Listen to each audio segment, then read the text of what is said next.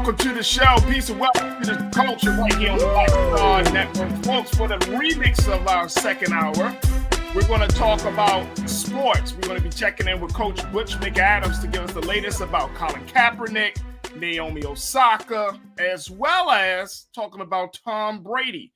And, of course, we're going to have another update from Ashley Banks to give us some details about what's going on with Jussie Smollett after that crazy hearing. So we're going to have those conversations. Plus, I got Culture crew member Rashad Staten. So stay with us for this second hour of the culture right here on the Black Star Network. Let's go.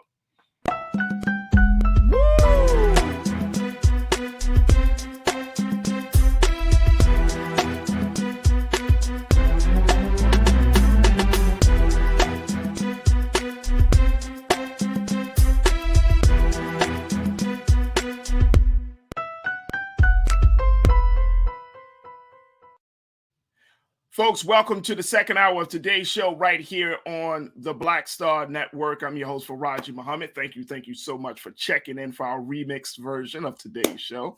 Look, let's get into it. The second hour here, there's a lot to talk about in the sports world. Have you not noticed that there was something to talk about in the sports world? All right, first, one quarterback is trying to get in, and one quarterback that we thought was out was coming back in. Then we got to certainly talk about superstar Naomi Osaka and what has happened with her.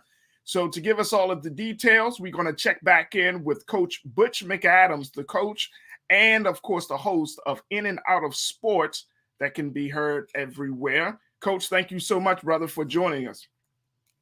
Man, I'm just a phone call away. Let's chop it. I love it. In a few moments, folks, we're going to be joined by Culture crew member Rashad Staten to join us for this part of the discussion. All right, Coach, this was I would say this was another big weekend in sports, especially within the NFL. Right. We saw, of course, that the combine had just wrapped up. A number of teams are looking to, get their team set for the new season. Big changes.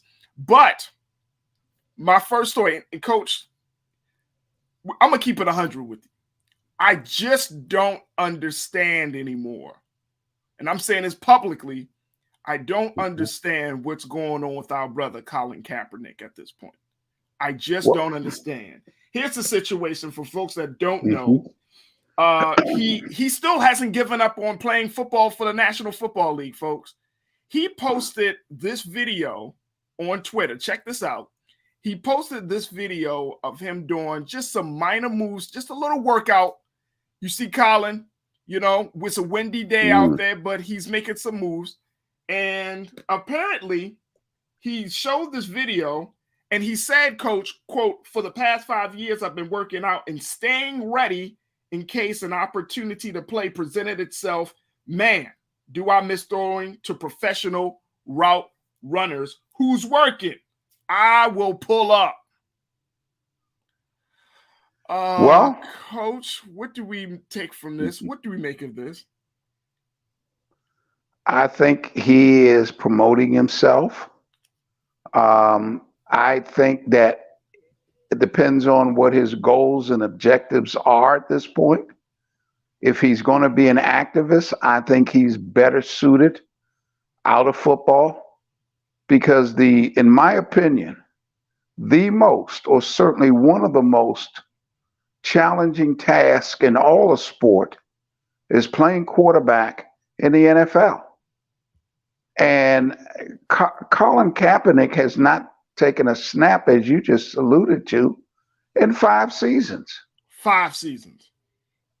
5 seasons. And so just to step back out there, if someone takes a shot on him, I don't know, man. It's going to be very difficult. It's going to be very difficult. Now, will someone give him an opportunity? If it's ever going to happen, this is the year, but I doubt it. I really doubt it. So it's been 5 seasons since he has been on the playing field. Over that 5 years, a lot has happened with social justice in this country. Over the course of those 5 years, a lot has happened within the NFL and around how it handles social justice issues. And at this point, the NFL did get hit with some revenue loss as a result of Colin not being there, but it also started to gain more, especially with this last Super Bowl, where we saw the Super Bowl halftime show really brought in another audience. That's right. To the NFL. So you're saying that this may be, if there's no other time, this is the time to do it. But part of me is wondering, Coach, I have to say this. I'm wondering, what's the end game for Colin, do you think? Like, because people have literally stopped watching football because of this one man. And that's all well and good. That's personally, that's folks' decision. But what I don't understand is, as much as there's some people who say, well, the league is racist, the league is this, the league is that. But then at the same time, Colin is trying to get back into that system, into the league that folks are talking bad about. So I'm trying to reconcile, how does this make sense? Make it make sense for me, Coach. Well, I'm gonna make it make sense from Kaepernick's perspective. He's a professional athlete. He's a professional football player. He loves it. That's his job. Look, and we'll get to this in a minute, we're talking about somebody that's in their mid 40s can't give it up. So a lot of those players, it's in their system. And I know he believes that at a tender age of 34 years old, which is young for a quarterback, that he can still play. And I don't have a problem with it. He is a football player who took a stand on a social issue. God bless him. But he's a football player also. Right. That's his first love. That's his passion. That's his first love. And then also, besides having a passion and a love for the game, it may be something inside saying, hey, I want to prove that I can still play. And I'm better than a large percentage of the guys who are backing up and a large percentage of the guys who are starters. I don't doubt. And Colin, just to let folks know, Colin Kaepernick is 34 years old. So he still has a few years left in him. He still got some gas in the tank.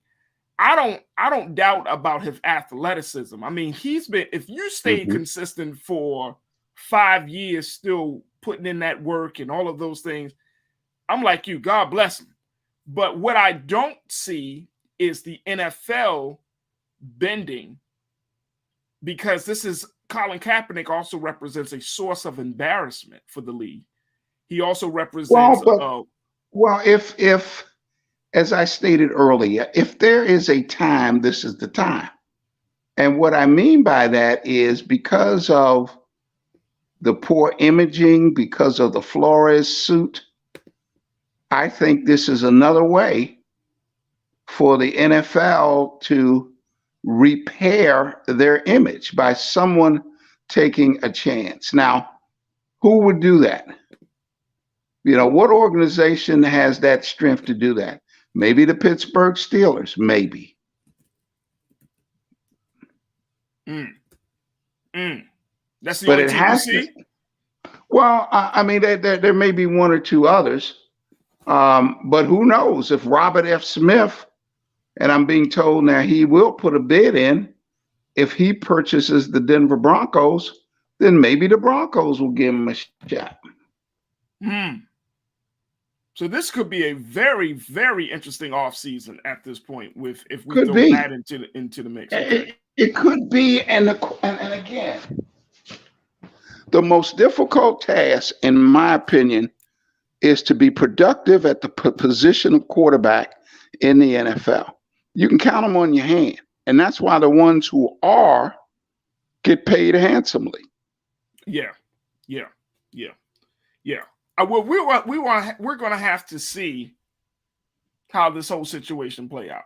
Part of me is still at this place, like it's just not clear to me that of what his end game.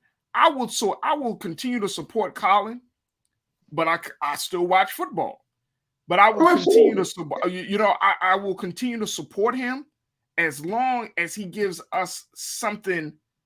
At this point, I mean, before we kind of had an understanding, but at this point, where's your head, Colin? Come on, brother, talk to us. Like, where is your head? What do you want the people, but again, I look at it. I look at it in a different way. At the time, he saw an issue, and he took that's fine. I'm cool with that. That part I'm cool with, Coach. But the part I'm not that I'm not clear on is at this moment, 5 years later, we're at a different place across the board in a lot of different ways from the NFL and everything else. At this moment, what do you want the people to do? Because I think we need to say this, Coach. Colin never asked us to boycott the NFL. No.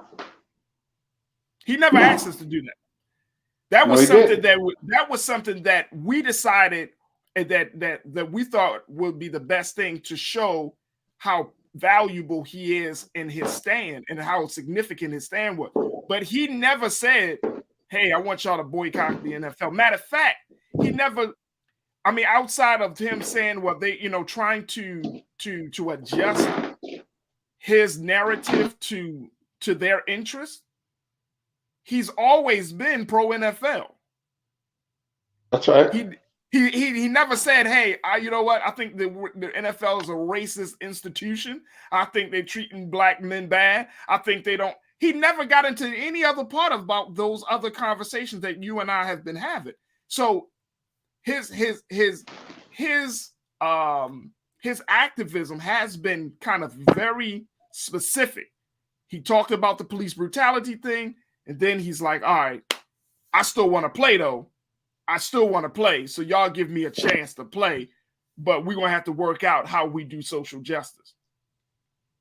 That's right. Yeah. And look, 5 years ago, great. But if he wants to play, then God bless him. I don't know how effective he can be of missing 5 years, man. Yeah. 5 years. Yeah. Yeah. That's a great point. I mean, this is football. This is sports. This is all about your body being in top condition, top shape. You are there's two different types of shape.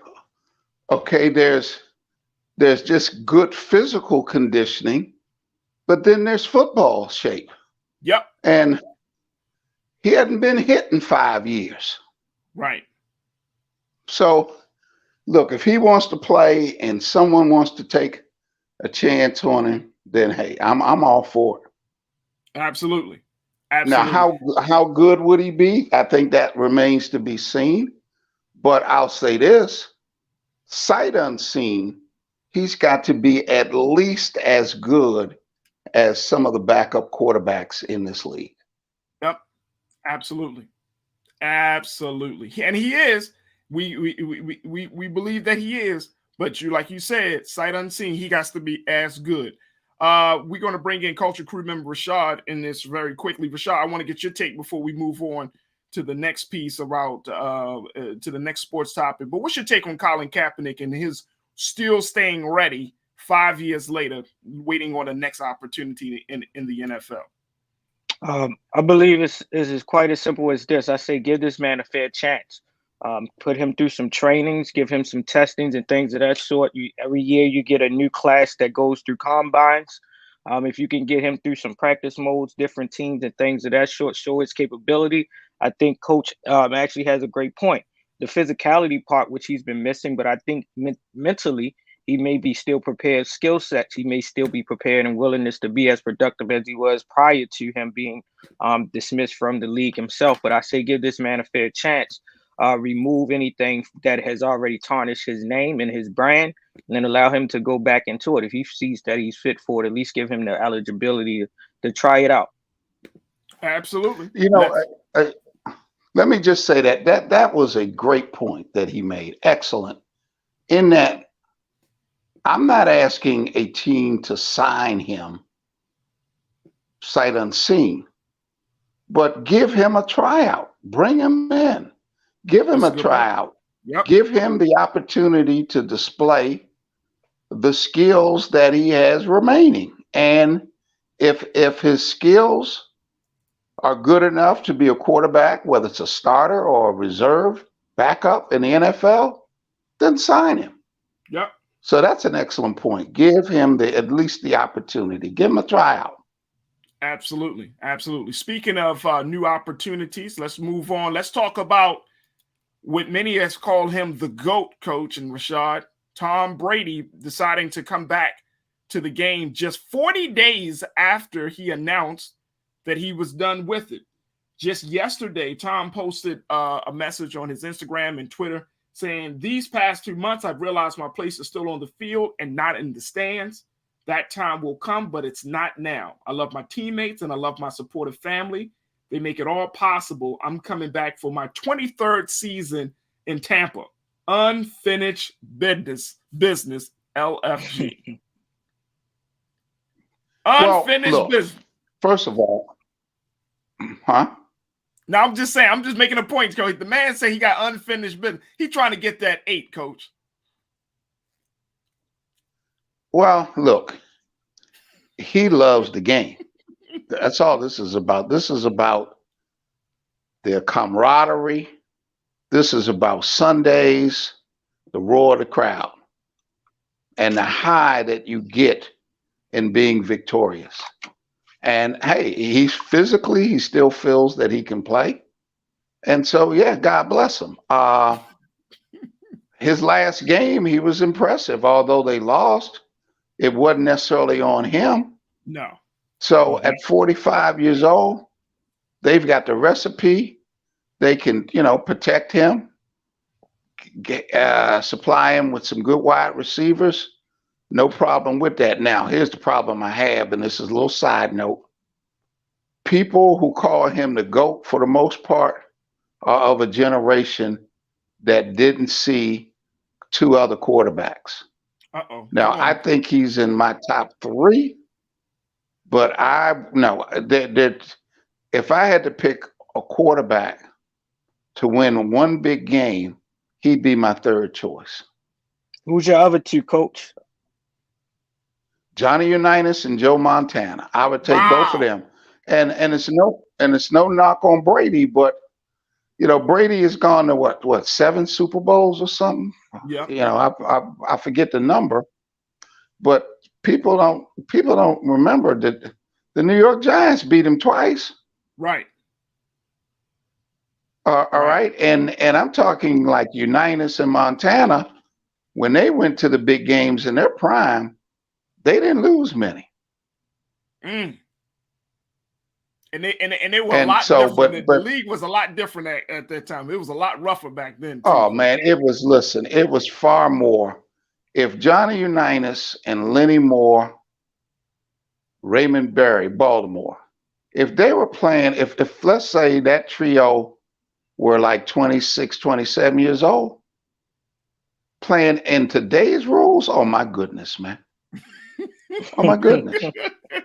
Okay, but not the sidetrack. I don't have a problem with him coming back because he can still play. There it is. And look, Rashad, at the end of the day, if you can still play, if you can still put up the numbers, if you can still keep people on their toes, why not? Why not? I think we see this all the time. We see it through all the greats in all the different facets of sports, from boxing to basketball to baseball, even down to football. Even hip hop. Yeah, even hip hop, right? That's one of my favorites. Jay never retires, right? I need an album from him every time I transition to another phase in life. So I feel the same way about our greats that's on the field and on the court, right? I think each time they sit back and they do a reflection, and that's a hard transition to living in your purposeful life, the majority of your life doing what you love, and then having to transition into something else. That takes a lot socially and emotionally from you. But if you have the willpower, you still have the physicality, and like you said, they're still putting up productive numbers. Why not? All right, 23 years in the game seems far-fetched. But hey, if this man can do it, it's possible. Yeah. Go ahead, Coach. Yeah, and I'm going to go back to the point that I've made several times this evening. There of the 32 teams in the NFL, How many quality quarterbacks, starting quarterbacks you have? Maybe 10. Probably. And so a 45-year-old Tom Brady is better than most of your quarterbacks in the league. Hey, look, and look, he brings a like Coach Bruce Arians of the Tampa Bay Buccaneers say, 2 words: total excitement. And look, and at this point, I realize too, Coach, and I want to make sure, because I want to talk about this next story, but I do want to make this point that we don't have to put a cap. Like back in the day, you know it, Coach Rashard, you know it.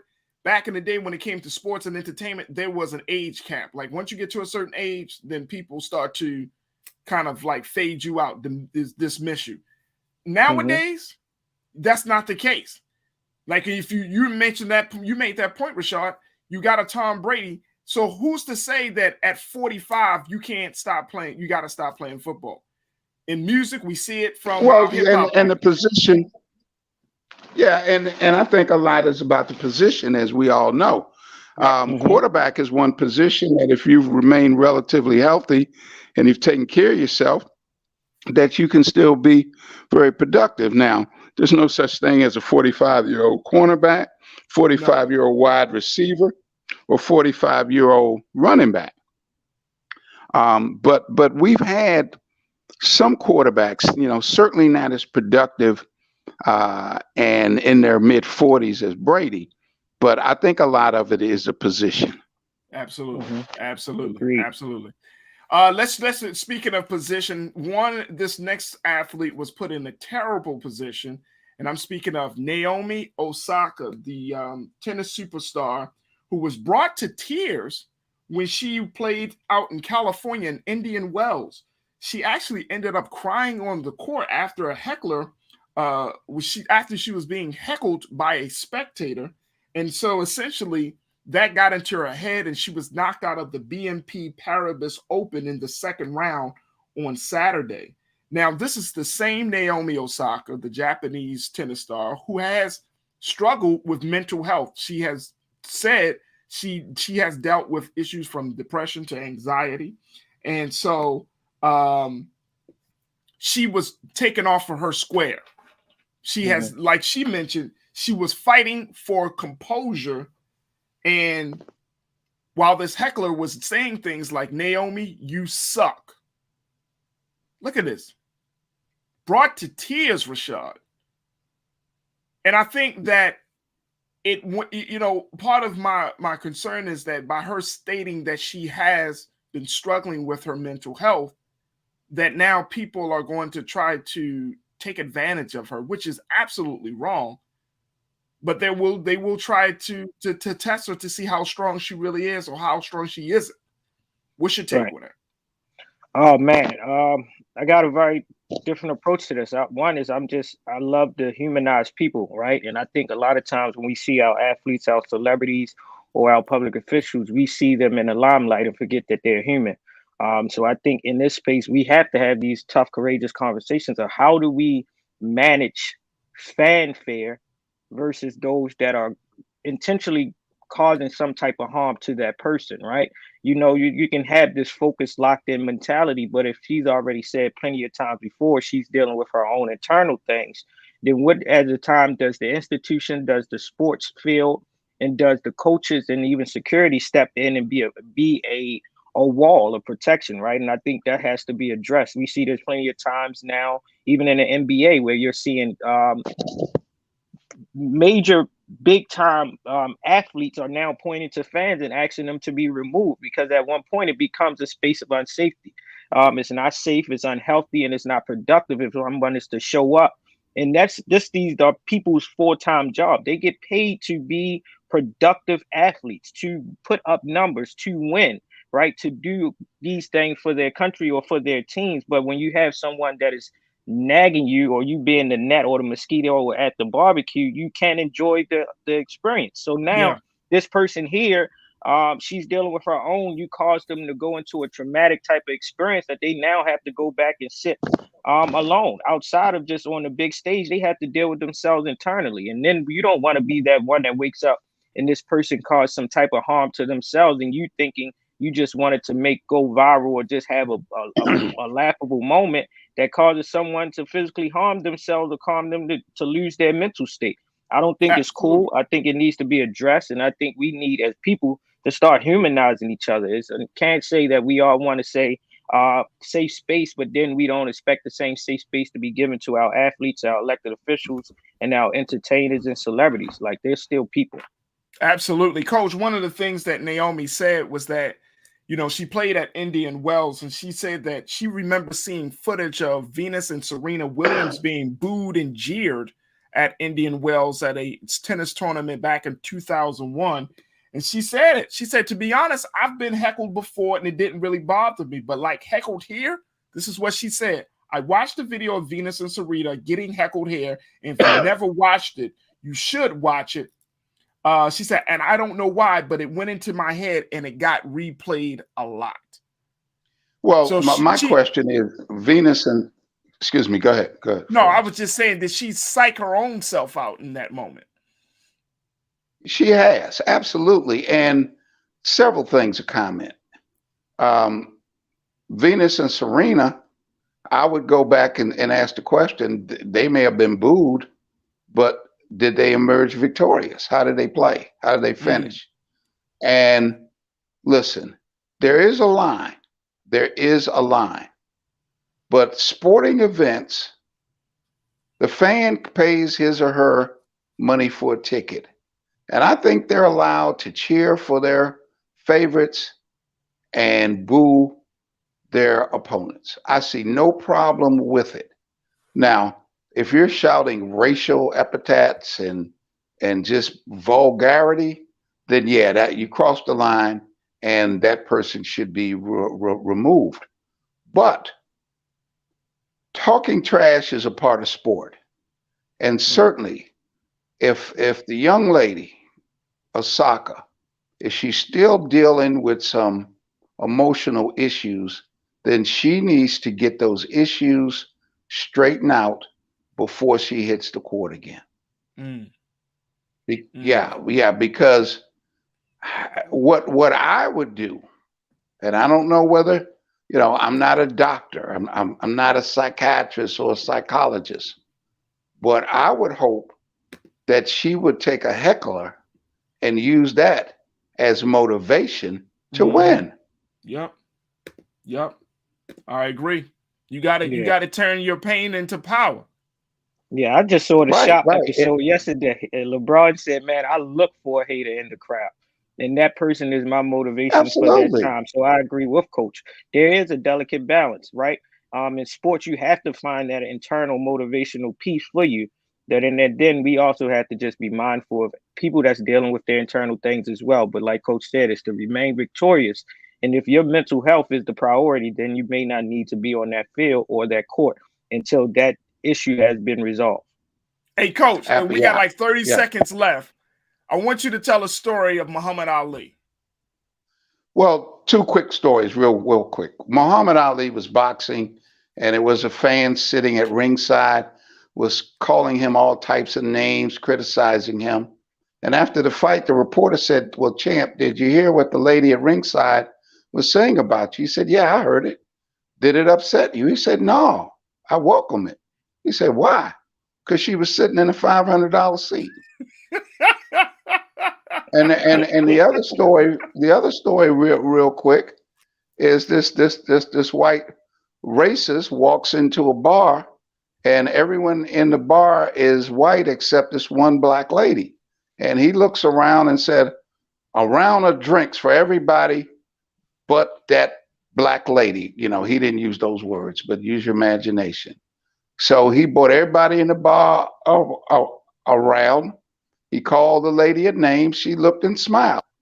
He said, "Another round for everybody but that so-and-so." And her smile got bigger. And so he asked the bartender, "Well, what's wrong with her? I just insulted her twice. And she's smiling at me." And the bartender said, "She's the owner of the bar." So, you know what? As a coach and as a player, I love the trash talking. I love it. Hey, you know what? Hey, Coach, and I know you saw this, and as we wrap up, but I don't, the trash talking. When we talk about that trash talking, we got to talk about what happened with KD and who was that this past weekend that he was talking trash hard. LeBron loved it. LeBron tweeted it and said, "Look, that's just part of the competition. That's just part of the game, man. Listen, anybody who play basketball or any competitive sport, but especially basketball, my reference, you're going to have people talking trash. Yep. That's and traditionally or historically, who one of the biggest trash talkers in the history of the NBA was? Michael Jordan. No, this guy was bigger than Michael. Okay. Larry Bird. Wow. Say Larry Bird.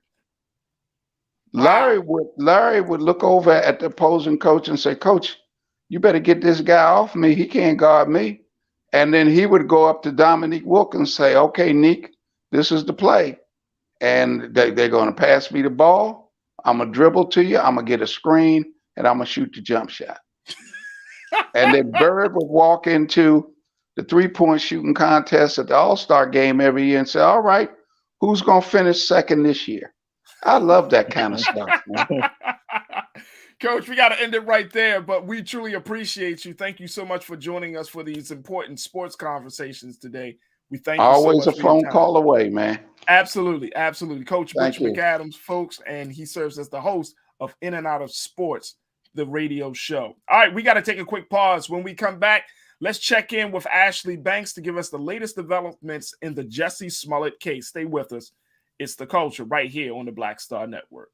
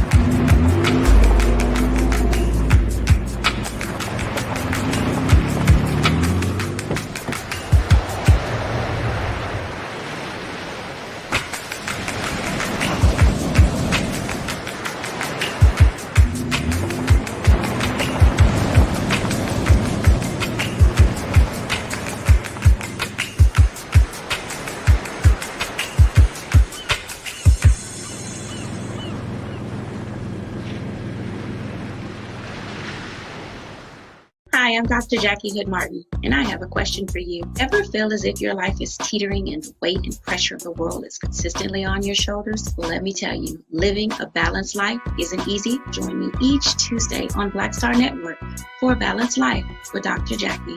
We'll laugh together, cry together, pull ourselves together, and cheer each other on. So join me for new shows each Tuesday on Black Star Network, A Balanced Life with Dr. Jackie.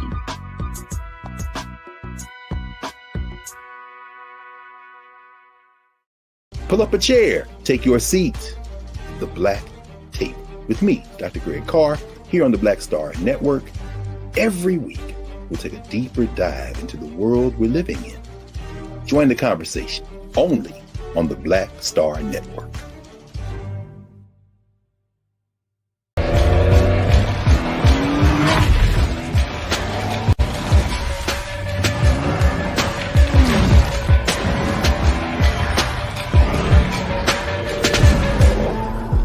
Folks, Black Star Network is here. Oh, no punches! I'm real revolutionary right now. Support this man, Black Media. He makes sure that our stories are told. Thank you for being the voice of Black America, Roland. Hey, Black, I love y'all. All momentum we have now, we have to keep this going. The video looks phenomenal. See, there's a difference between Black Star Network and Black-owned media and something like CNN. You can't be Black-owned media and be scared. It's time to be smart. Bring your eyeballs home. You dig?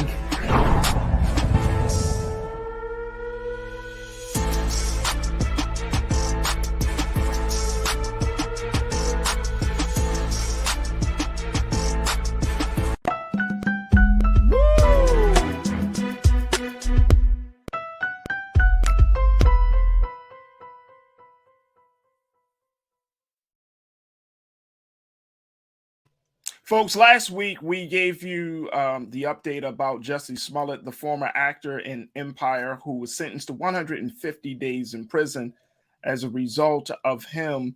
The allegations was that he planned a hoax, a hoax that was based in racial hatred. And as a result of that, he was sentenced to 150 days. And we had a conversation with reporter Ashley Banks to give us some of the latest details in regards to his case. We wanted to bring Ashley back because now there is some great concern coming from Jussie Smollett's legal team and his family, saying that the longer he's in prison, the likelihood that something will happen, something fatal can possibly happen.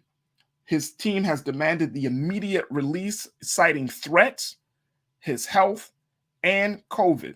I want to bring into the conversation Ashley Banks, as well as our culture crew member, Rashad Staton. Ashley, it's always good to talk to you. Thank you so much for joining us once again. Always great to be here. Ashley, talk to us about what we're seeing with this case. I mean, last week, I think it was Thursday or Friday, we saw, I think it was Thursday, yes, Jussie was sentenced to 150 days. He started serving that time over the weekend, but now his legal team has decided to move forward on getting an appeal done, but they're thinking, look, while this appeal is being processed, we need to get Jussie out of prison because his family are getting all types of harassing messages and death threats, which I don't understand. They're saying that now that it's been reported that he's been placed in a psych ward, that he's not in a healthy state of mind. And also, of course, COVID. What's been going on from what you've been gathering? Yeah, like you're saying, Farajii. So he was placed in a psych ward in the Cook County Jail on Thursday, the same day that he went in to prison to serve his 150-day sentence. Now, the prison, they were just concerned by his outbursts in the courtroom where we saw last Thursday, where he just kept saying, I am not suicidal, I am innocent, had his fist raised as he left the courtroom, saying the same thing. And he stated this unprovoked. And like I said to you last Thursday, Farajii, I thought that this was a case of mental illness because no one asked him about his safety. No one asked him if he was suicidal. Of course, other people were saying maybe he's thinking about what happened to Jeffrey Epstein or what happened to Sandra Bland. And he just wanted the world to know that if something happened to him, that he wasn't responsible for his own death. But me, when I was watching it, I'm obviously not a mental illness or mental health expert, but it just seemed like that was something that needed to be explored.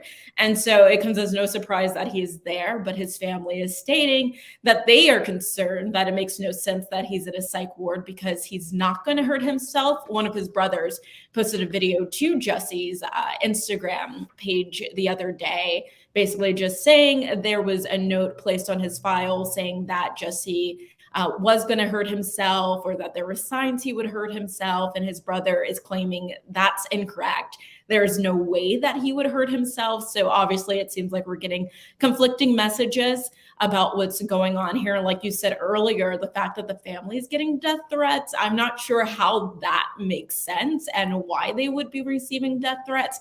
But there's a lot going on here. And so the family wants him out of there. The legal team wants him out of there. And I'm not sure if Farajii, but what's her name? I'm sorry.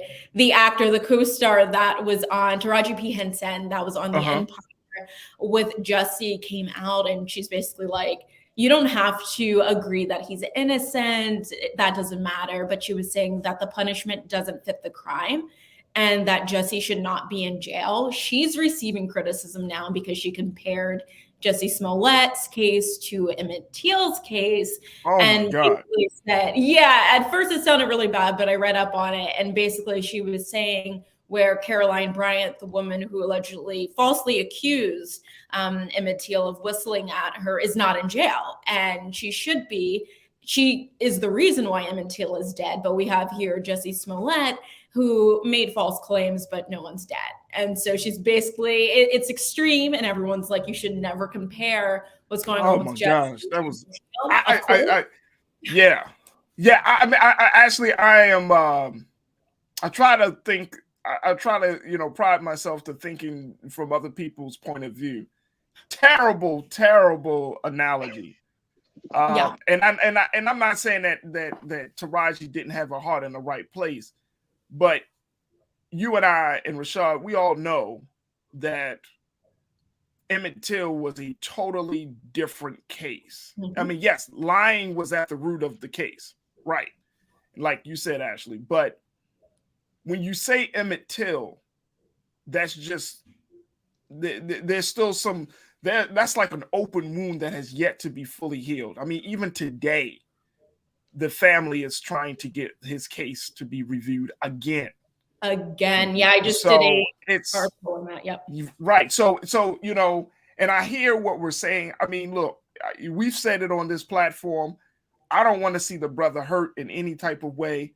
I do believe that he was behind the you know, this whole situation. I you know, and I feel like Rashad, like he's putting himself in a situation where now it's like, are you doing this to continue to keep people talking, or is this really like, what is going on, brother? Like if it's a mental health thing, I don't know whether he should have mentioned something during the court proceedings or not. Say, look, guys, look, I really wasn't in my best state of mind. I was, you know, maybe that would have helped him, but I don't know how we could process all of these things happening, and then they're calling for his release from prison, because he did, based upon the evidence, based upon the trial. If you falsify a police report, if you go as far as to commit a fake hate crime, you're going to be penalized. Yeah, I think it's a multitude of things that is happening with this particular case in itself, and I think even times we still don't know the truth, right? Which is always my lens on media and what the story is telling. Like, so I can only speak to what I'm conceptualizing and making sense of. But I think that, you know, regardless of any circumstance, me just being a black man, I wouldn't wish incarceration or imprisonment on my worst enemy or anyone, right? That's just not a space of anybody to come into being their whole selves again. It's just no rehabilitation in what imprisonment is and how it functions as a system. So even if he is dealing with these mental health issues, that may not be the best place for him to be at nonetheless. So I wish the best for that brother, his family, and everyone else, despite his lack of character for the times that has caused him to be in the situation that he's in. But what I want to lead is just that part of him making that outburst. Yeah, it may have been untimely, but that call to action brings up a conversation that we may all want to consider of, you know, possible state sanctioned deaths behind the walls that has been written off as something else that we often do not have the privy to get information to make our own truths and reality of it. For him to state that, I would hope to wake up and see that this brother has been harmed either through self-harm or being, you know, a victim of a violent crime, and then we not hear his cry and take it seriously, right? But is at that time, or do we society can say that this man is crying wolf, right? Yeah. Who is us to discern what is truth versus reality? But if we can put things in place to help him to move out of it and move in a better place, then let's do that. But when he said that, my first thing was, wow, I thought this was probably a very proactive stance to make, although it's unorthodox in the court setting to say that. But how many times have we seen people mouths get muzzled before they were sent behind after being sentenced, right? So it's like, man, while I still have a voice before I get muzzled behind these walls with limited communication, I might as well state my claim that I am not suicidal despite me dealing with mental health issues. Right, so, because we look at Hernandez, we look at Epstein's, we look at all of the others, the Blands and things of that sort. And no, I will not compare it to an Emmett Till case at all. But these have all been some untimely deaths while being in prison that we still to this day don't know the truth from reality. But here's the thing, Ashley, have you come across any information? Have you heard anything where his not his parents, but his family or anybody in his camp has alluded to the fact that he has mental health issues? Like, even before this, and correct me if I'm wrong, I didn't get to know Jussie Smollett until watching Empire. Mm-hmm. So I don't know what his path has been in terms of, his mental health struggles. But has there been any indication that he was undergoing some mental health challenges before this whole scenario broke down, got started? Farajii, no. Like you, I had never heard of Jussie Smollett until Empire either. But there was that case in 2007 where he was pulled over for DUI and he impersonated his younger brother. At the time, he was 25. And so the special prosecutor used that as an example to prove that he isn't credible and that he has a history of lying and falsifying information.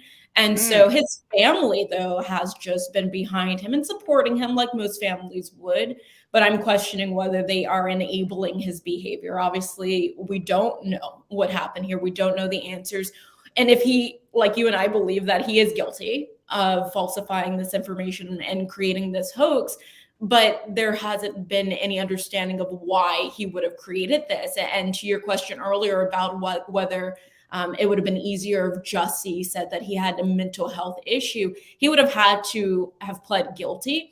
And it seems like he doesn't want to do that. In order to use mental health as a defense, you have to plead guilty. And so in this case, he's just maintaining that he's innocent.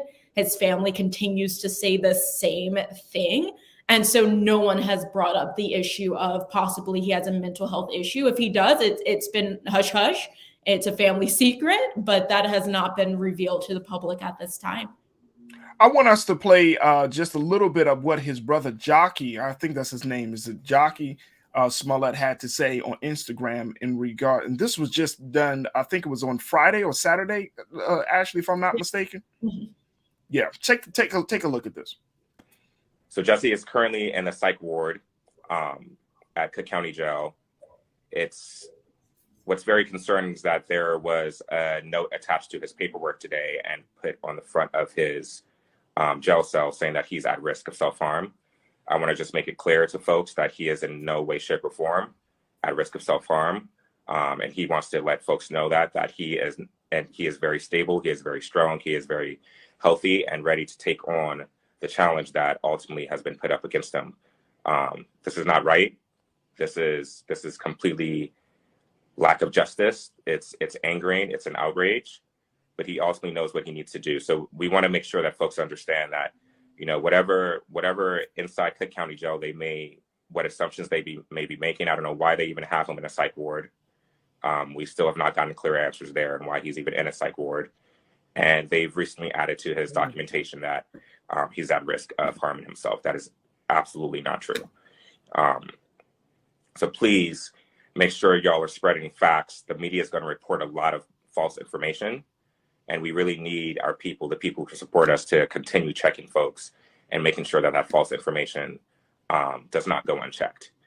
So on top of that, if folks could really continue reposting things, there's been a post from my page, from Jake's page, from Jazz's page, from Journey's page, all around the hashtag Free Jussie hashtag. If you could repost that, repost similar images, make your own images, always just include the hashtag Free Jussie. And we think it's best if you tag Cook County Jail along with it. We're really just trying to make sure we can get as much engagement and attention on this injustice as possible. All right, I want to stop it right there. It sounds like to me, Ashley, hey, the family stance is we believe him. Now, here's the thing. Here's one of the things that, again, I haven't been in this position before, so I could be totally green on this. If I'm going through all of this whole scenario of going through trial, getting arrested, having a trial, all of this time, this happened back in 2019, it's 2022. At some point, I'm not going to go, like, I'm going to keep saying, look, I don't know who did this. I mean, I'm going to put up some names, something like to stop this level of injustice. Like by him just saying he's not the one responsible, but having a history of lying. I'm wondering, well, why hasn't any new information come up? Why hasn't new names come up in this case? I'm wondering, why hasn't the family said, look, we believe it's so-and-so or such and such? Why? the testimony of the brothers that were involved in this case. All of these things don't fit the narrative that the Smollett family is standing for. And I'm not trying to going back, but I'm just saying in the hindsight, it's still people are still trying to determine whether he's guilty or innocent, let alone whether he deserves 5 months in prison. Right. And the fact that the family is still pleading and saying that Jesse is innocent, it makes people question what is really going on. Farajii, we know that the Chicago Police Department is corrupt, right? And there have been issues that have been brought up. I mean, we have a list. I could be here all day talking about it.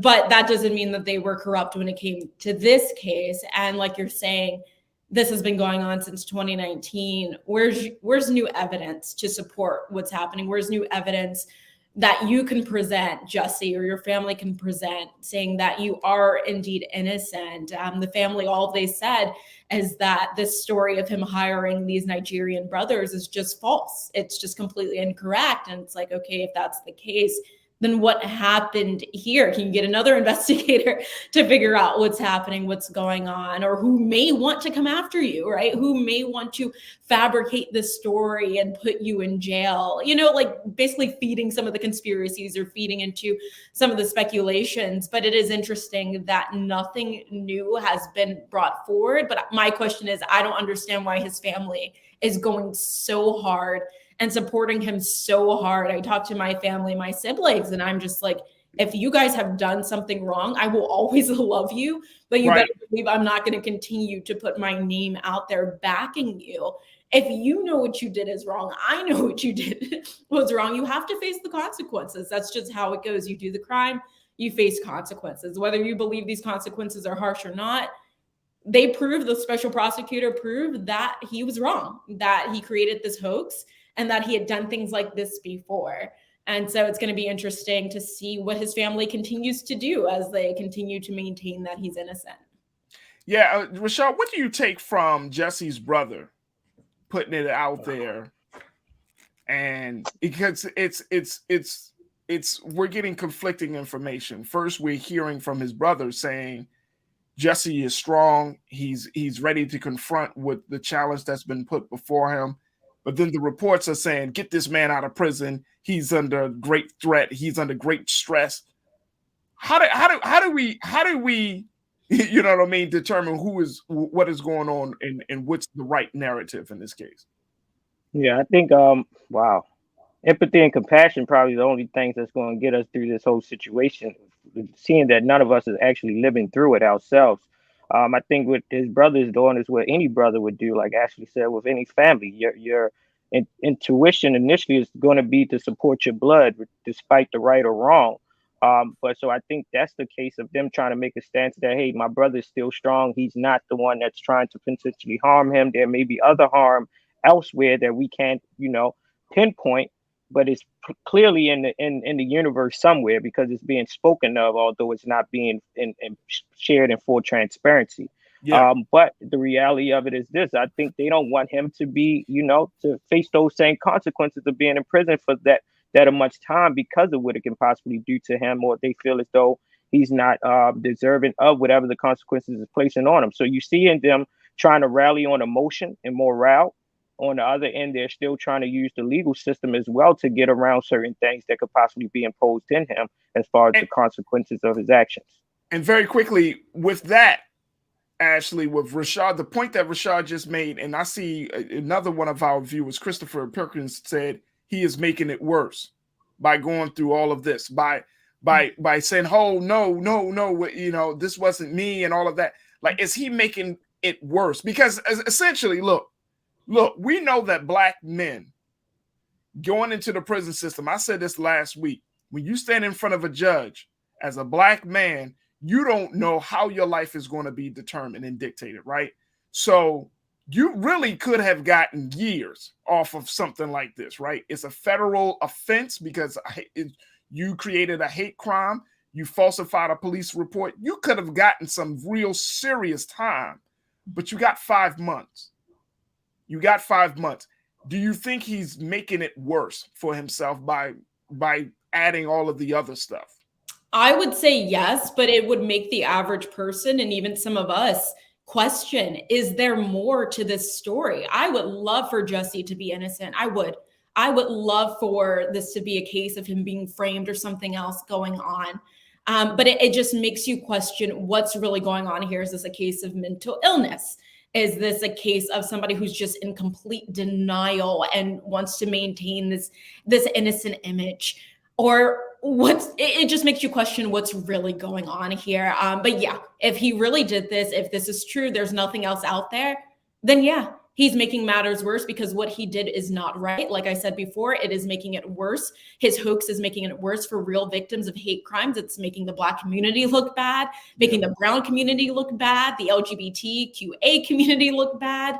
And so, yeah, it's a horrible thing. But once again, maybe there's more to the story and only time will tell. You know what? It feels like, and I hope I'm not wrong in my analysis of this. It just feels like one of those OJ moments, like you don't know whether he did it or he didn't. You know, after a while. And the sad part about it is, you know, you here's a young man, a young brother, and I had an opportunity to meet Jesse like years ago at a social justice rally. We did it in DC with my sisters from Tamika Mallory and Linda Salsaw and all my sisters and family from the Justice League. And we did this event, and Jussie Smollett was sitting at this event, just standing there listening.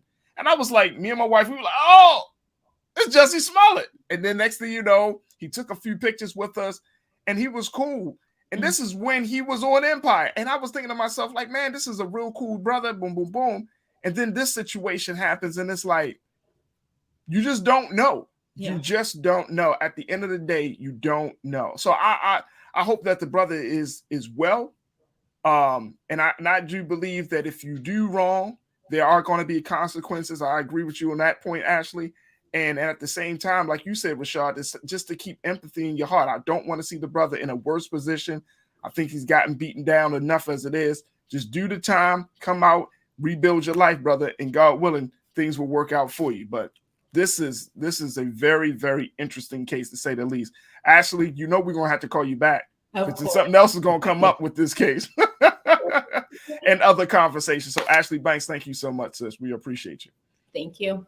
Absolutely. All right, Rashad. Hey, brother, thank you so much for checking in for a little bit. I know you're a busy man, but we thank you for your time as well, Rashad. So thank you, brother. Peace. Always for the culture. Absolutely. Folks, that's going to do it for us. Thank you so much for tuning in today to today's Remix Show. We hope that you certainly enjoy it. Make sure you tell your family and friends and all of your folks about the culture right here on the Black Star Network. And thank you for your continued support of what we've been able to do over these past 6 weeks. Tomorrow, we're going to get into some more great conversations. We're going to talk about, did you know that this is the 3rd year of the pandemic? Hopefully, this is the year of the endemic. We're going to talk about COVID and a whole lot more with the team, with the crew tomorrow. So make sure y'all tune in. Also, make sure you support us at Black Star Network at blackstarnetwork.com. You can get all of the latest updates about what we're doing with our programming. And, of course, keeping up with Brother Roland, because you know he be rolling. But find out where he is next. You can always check him out at blackstarnetwork.com. And, of course, continue to give your donations through the various platforms there. But we appreciate you. I appreciate you, and I thank you so much. And God willing, we'll be back tomorrow for another exciting edition of The Culture at the 6 o'clock hour. Make sure you stay tuned for Roland Martin Unfiltered. As always, never be afraid to challenge what's wrong, stand for what's right while being yourself in the process. God willing, we'll talk tomorrow for another exciting edition of The Culture right here exclusively on the Black Star Network. Peace.